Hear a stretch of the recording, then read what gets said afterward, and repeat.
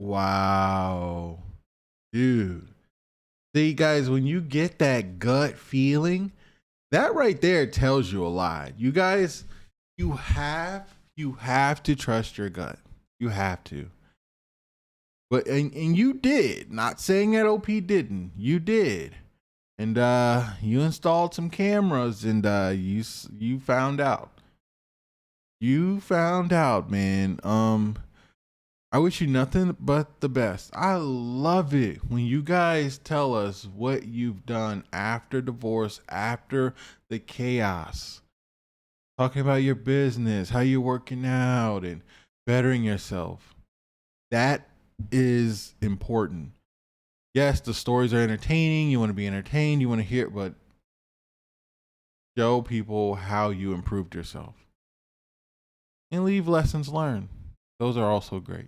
I caught my wife cheating live on camera.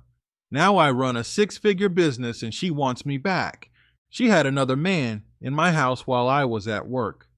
Hey man, I've been watching your channel for a while now, probably going on 3 years. At first I was just listening out of curiosity, thinking, man, that could never be me. But now, after everything I've been through, I realized just how blind I really was. So I figured I'd share my story in case it helps someone else wake up before it's too late. My name's Russell. I'm 36, live in Oklahoma, and I work in IT, mostly systems and back-end support. Nothing glamorous, but it pays the bills and gives me structure. I was married for 6 years. I thought I had it good. I really did. We didn't have kids, not because we didn't want them, but because my ex-wife physically couldn't. We knew that going into the marriage and I accepted it. No resentment, no issues. I genuinely loved her. I would have taken a bullet for that woman. We met back in 2015.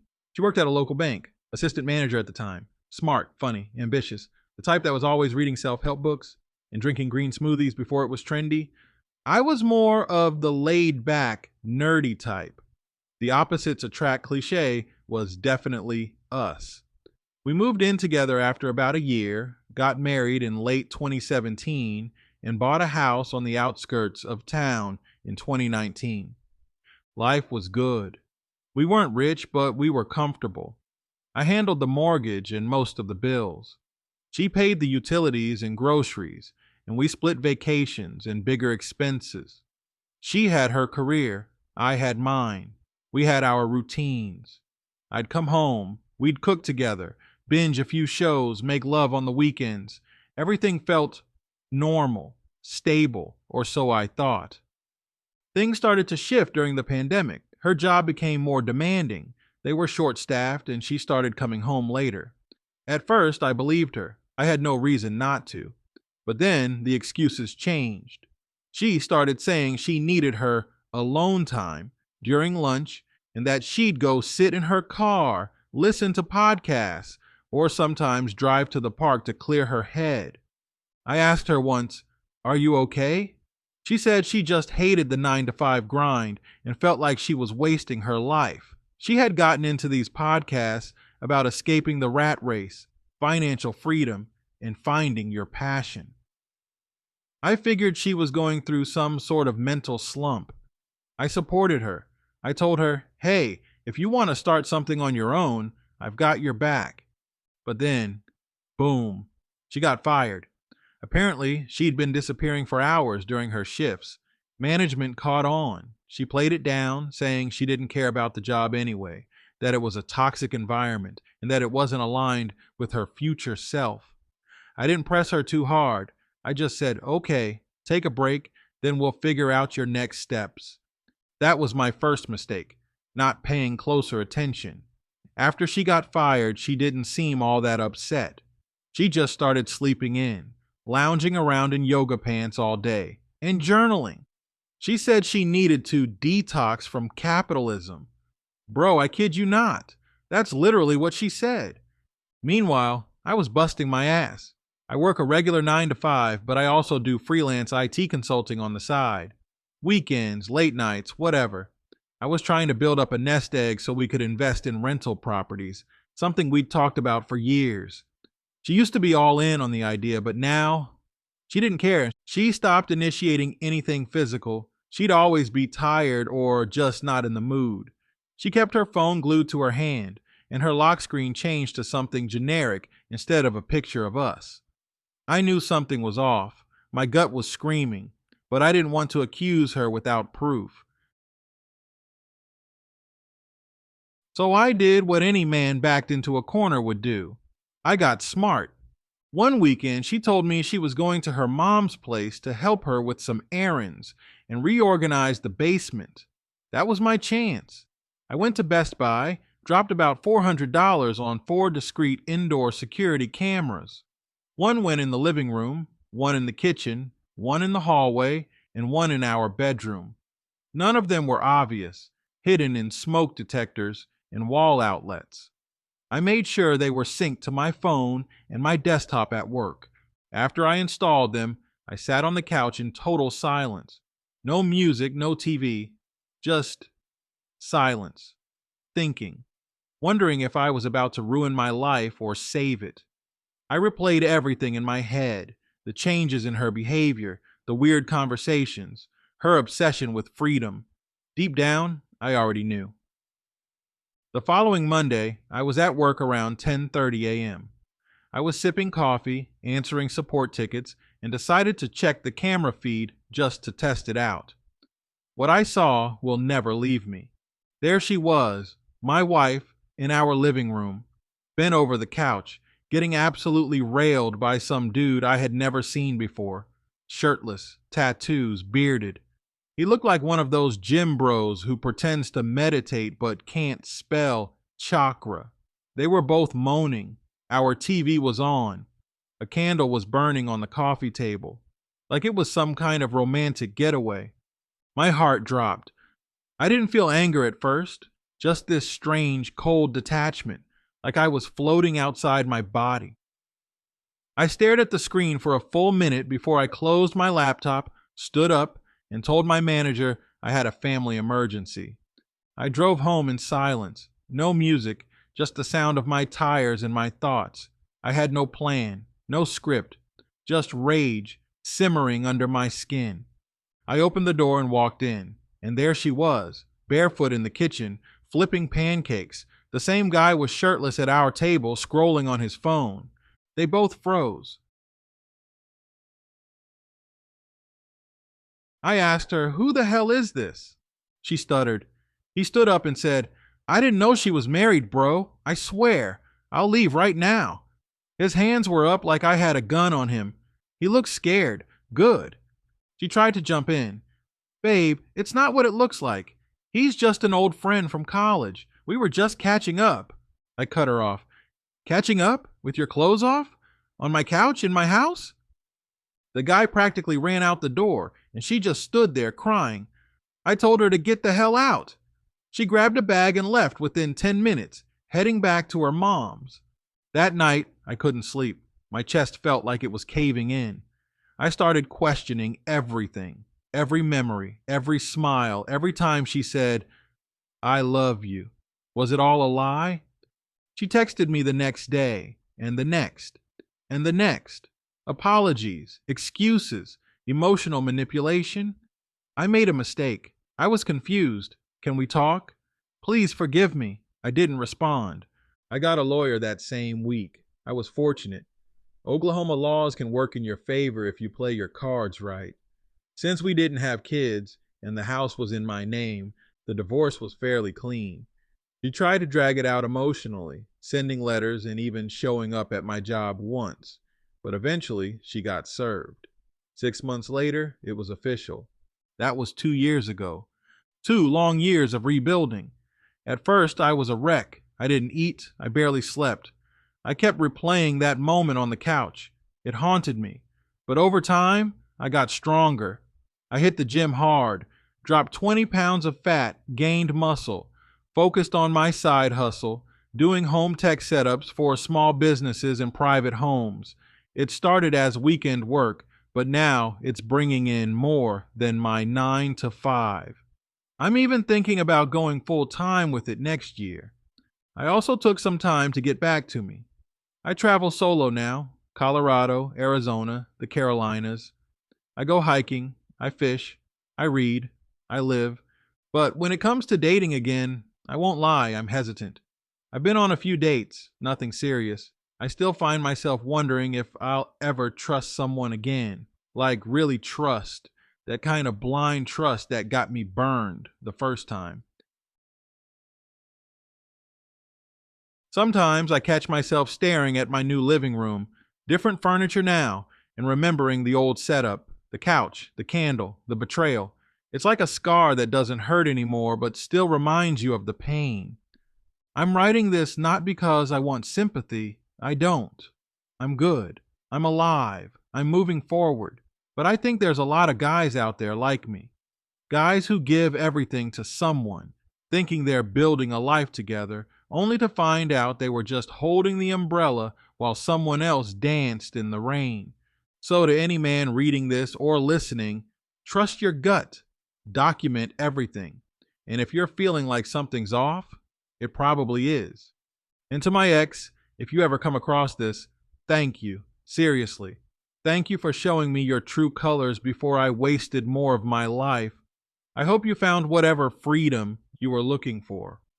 Anyway, appreciate your time reading this, brother. Keep doing what you're doing. The world needs it. Russell, Oklahoma. Update: 2 years after catching my ex-wife in our home. Hey man, it's Russell again. The guy who caught his ex-wife with another man on the living room couch thanks to some hidden cameras I installed over a weekend. I figured I'd send in a follow-up, not about her. This time, I want to talk about me. My growth. My second chapter. When I left off last time, I mentioned I'd started hitting the gym hard, and my side hustle had started to really take off. Well, I've got more to share on both of those fronts, and also something I never thought I'd say again. I'm dating. Let me start by saying this: healing is not linear. Some weeks I felt invincible, like nothing could shake me. Other weeks, I'd wake up in a cold sweat after dreaming about the day I caught them. That's just part of it. You don't go through betrayal like that and just bounce back like it was nothing. Anyone who tells you they got over it fast probably hasn't dealt with it yet. After the divorce, I spent the first 6 months just working and lifting. Nothing else, no clubs, no parties, no apps. I needed time with myself. I was up every morning at 5:30, hit the gym by 6, worked 9 to 5, then did tech installs for my side business in the evenings. I basically treated my heartbreak like a job, one I was determined to retire from. Over time, I started noticing real progress. My lifts went up, my waist went down. People at the gym started nodding at me, treating me like I belonged. I'd go on hikes every Sunday, just me and the trail. It was meditative, man. Nature has a way of calming the noise inside your head. The business, that's where things got interesting. What started as a couple of smart home installs a month turned into a real operation. I branded it Next Nest Tech Solutions. Clean name. People liked it. I started getting calls for everything: full security system setups, network installations for home offices, even commercial jobs. My weekends were booked solid. I hired a part-time helper, a younger guy named Dre who just graduated trade school, and we've been grinding ever since. By the time 2024 rolled in, I had made more in my side hustle than I had in my full-time job. That was the moment I started really thinking, maybe I could do this full-time. The freedom, the control, the satisfaction of building something that was mine, it was addictive. So I took the leap. In February of this year, I left the corporate world, put in my 2 weeks and never looked back. It was terrifying and exhilarating all at once. But here's the thing: I've been booked out 3, 4 weeks in advance ever since. People want professionals they can trust, especially when it comes to tech in their homes. And when you show up on time, do clean work, and treat people right, word spreads. Now I've got a legit LLC, a business bank account, contracts, QuickBooks, all of it. I even bought a used Sprinter van, wrapped it with my logo, and had Dre help me outfit it with shelving and tools. It feels good to pull up to a client's place and see their face light up like, damn, this guy's the real deal. But as good as all that is, there was still something missing. And I didn't want to admit it at first, but I miss connection. Not just physical, emotional. The feeling of talking to someone and having them understand you. Laughing about nothing. Sharing dumb memes. Eating dinner while watching documentaries. I missed all of it. So I dipped my toe back into dating. Not Tinder, not Bumble. Those felt like meat markets to me. I started slow, just hanging out at the local co-op cafe, taking classes, going to hiking meetups. I met some cool people, went on a few coffee dates. One woman was way too into astrology. Another one spent half the date talking about how men have it easy. I just nodded and sipped my tea. Then I met her. Her name's Lacey. And no, this isn't a fairy tale ending or she healed me story. I was already healing on my own, but she added something to my life I didn't realize I still had room for. Genuine peace. We met at a community hiking event in April. I remember her making a joke about how everyone brings fancy hiking sticks and she just uses a big branch she finds on the trail. We laughed, walked together, and ended up grabbing smoothies after. Nothing fancy, just easy. Lacey is 34, divorced as well. Her story's different than mine. No infidelity, just grew apart from her ex over time. She's a vet tech and works crazy hours, but she makes time for what matters. She's got this dry, sarcastic sense of humor and the calmest energy I've ever been around. Our first real date was her teaching me how to cook a Thai dish from scratch. I botched the rice, but we laughed the whole way through. I told her about my past. Not the whole saga at first, but enough. She didn't judge. She just listened. When I finally told her everything, the cameras, the breakfast scene, the aftermath, she didn't flinch. She just put her hand on mine and said, "You didn't deserve that. But I'm glad you made it through." We're taking things slow. No moving in. No merging finances. Just dates, laughs, and long talks. We both agreed that our past taught us to be cautious. And I'm okay with that. For the first time in years, I don't feel like I'm walking on eggshells. I don't feel like I'm auditioning for love. I'm just showing up as I am. And that's enough. Back to the business for a second. I started getting inquiries from out of state. Texas, Kansas, even New Mexico. People found me through a TikTok Dre made of one of our custom home theaters. It went semi-viral, 48,000 views in a week. I didn't even know he posted it. I just got a bunch of DMs asking, "Do you travel?" So now I'm thinking expansion. Maybe license the brand, train up a couple guys, and set up satellite crews in nearby states. I'm not trying to become the next Geek Squad, but I do want to grow. Smart, steady, no shortcuts. Physically, I'm in the best shape of my life. I'm hovering around 13% body fat. I deadlift over 400 now. I run 5Ks on weekends just for fun. And I'm not doing it to impress anyone. I'm doing it for that guy who used to stare into the bathroom mirror, wondering if he was enough. I'm doing it for the version of me that felt broken. He deserved better, and now he's getting it.